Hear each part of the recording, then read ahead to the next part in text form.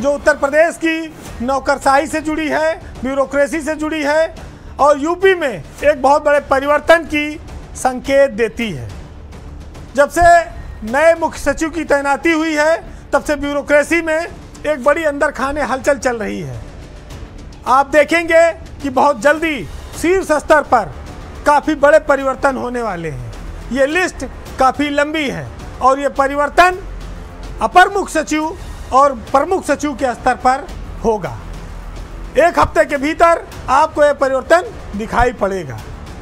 अधिकारियों में एक बहुत बड़ा फेरबदल होने जा रहा है और यूपी में नया प्रमुख सचिव गृह मिलने की संभावना है। एसपी गोयल जब से उत्तर प्रदेश के मुख्य सचिव बने हैं तब से इस बात का इंतजार हो रहा है कि ब्यूरोक्रेसी में बड़े पैमाने पर एक चेंज होगा और उसको फिर नई गति के हिसाब से चलाया जाएगा, एक नई टीम बनेगी। ऐसा माना जाता है कि मुख्यमंत्री के जो सचिव हैं संजय प्रसाद, वो अब पंचम तल के सारे काम देखेंगे क्योंकि उन्हीं के पास सारे काम आवंटित कर दिए गए हैं। यानी कि ये साफ है कि अब पंचम तल में मुख्यमंत्री कार्यालय में कोई एसीएस अपर मुख्य सचिव नहीं आएगा। जब पूरा मुख्यमंत्री कार्यालय संजय प्रसाद के पास रहेगा और वही वहाँ के सबसे बड़े अफसर होंगे, तब स्वाभाविक है कि गृह विभाग जैसा अति व्यस्त और महत्वपूर्ण विभाग वो किसी न किसी को देना पड़ेगा। लेकिन एक और बहुत चर्चा तेज है, वो ये है कि नियुक्ति के जो प्रमुख सचिव हैं एम देवराज को हटना तय है। ऐसा माना जा रहा है कि एम देवराज से नियुक्ति और सेल टैक्स विभाग ये हटाया जाएगा और उनको किसी अन्य महत्वपूर्ण विभाग में, जैसे स्वास्थ्य है या सिंचाई है या कहीं और भेजा जा सकता है। क्योंकि एसपी गोयल जब से आए हैं तब से अभी तक उत्तर प्रदेश में कोई तबादला नहीं हुआ है और लिस्ट बन रही है, सूची तैयार है और बड़ी सूची है, मैं फिर बता रहा हूं आपको। तो आप ये मान लीजिए कि उत्तर प्रदेश में जो नियुक्ति सचिव हैं एम देवराज, उनका जाना तय है। स्वास्थ्य विभाग के प्रमुख सचिव हैं पार्थसारथी सेन शर्मा, उन पर भी तलवार लटक रही है। ये सब एसपी गोयल जो नए मुख्य सचिव बनाए गए हैं उनकी टीम एक नई बनेगी, वो तय करेगी। अब ये चर्चा आई कि अगर ये लोग हटेंगे तो इनकी जगह आएगा कौन। नियुक्ति में इस समय नाम चल रहा है मुकेश मेश्राम का।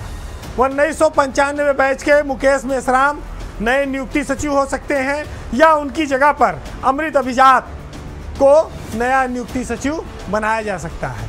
मुकेश मेश्राम अभी पैटर्न में है, वो देवराज की जगह ले सकते हैं या फिर अमृत अभिजात एम देवराज की जगह पर आ सकते हैं। बिजली विभाग में चेयरमैन है आशीष गोयल। ऐसा लगता है कि सरकार वहां भी परिवर्तन करेगी और उनको किसी महत्वपूर्ण विभाग में ला सकती है।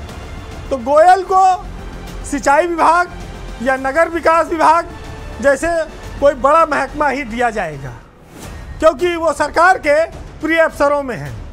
माना जा रहा है कि आलोक कुमार द्वितीय औद्योगिक विकास से हटेंगे और आलोक कुमार तृतीय औद्योगिक विकास में आ सकते हैं और यूपीडा के सीईओ भी बनाए जा सकते हैं।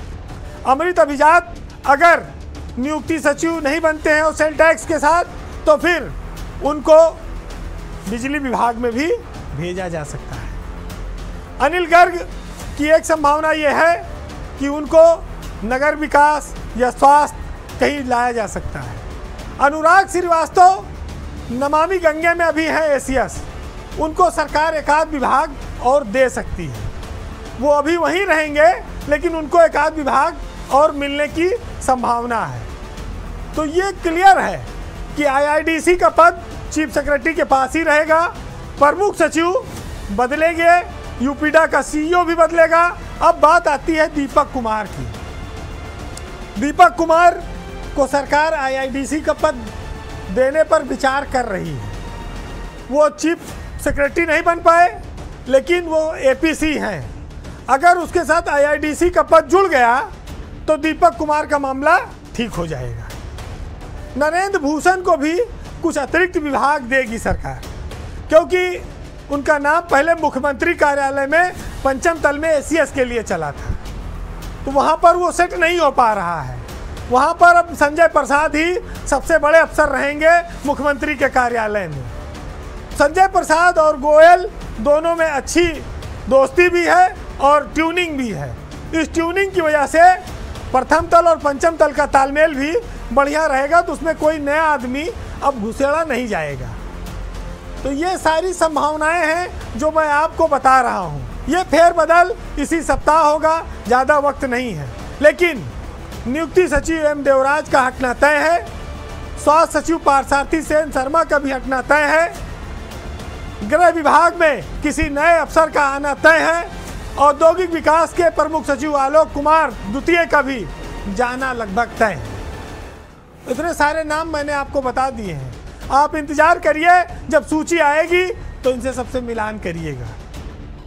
तो फिलहाल आज के पावर सेंटर में इतना ही। चलते चलते मुनव्वर राना साहब के एक शेर के साथ आपको हमेशा की तरह फिर छोड़ जाएंगे। चूंकि मुनव्वर राना व्यक्ति के चरित्र पर, उसके जीवन की खुददारी पर, रिश्तों पर, माता पिता पर, गांव और गरीबी की सच्चाई को हमेशा से लिखते आए हैं। हम बचपन से लेकर आज तक उन चीज़ों को नहीं भूले हैं जो हमने गांव में रह के, माँ बाप के साथ रह के देखा और सीखा था। उनकी लाइनें सब इन्हीं चीज़ों को दर्शाती हैं। तो सुनिएगा कि नाकामियों के बाद भी हिम्मत वही रही और ऊपर का दूध पी के भी ताकत वही रही। मैं सर झुका के शहर में चलने लगा, मगर मेरे मुखालफिन में दहशत वही रही। और खाने की चीज़ें माँ ने जो भेजी थी गांव से, बासी भी हो गई तो लज्जत वही रही। नमस्कार।